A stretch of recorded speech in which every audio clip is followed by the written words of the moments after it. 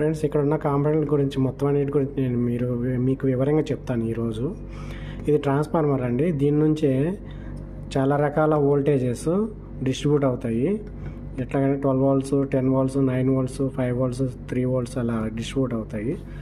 ఇక్కడ చూసారా, ఇదేమో కనెక్టర్, ఇది రెజిస్టర్, ఇది 1 watt రెజిస్టర్ అండి. ఇది 1 watt రెజిస్టర్.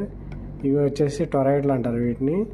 ఇండక్టెన్స్ కాయిల్స్ అని కూడా అంటారు. ఇండక్టెన్స్ కాయిల్స్ ఎల్ అనే అక్షరంతో సూచిస్తారు.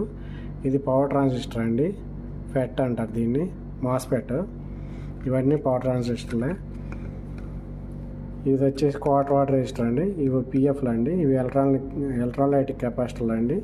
ఇది డయోడ్ అండి. డయోడ్కి ఈ సింబల్ ఉంటుంది, యారో మార్క్ సింబల్. ఇంకా చూపిస్తాను డయోడ్లు.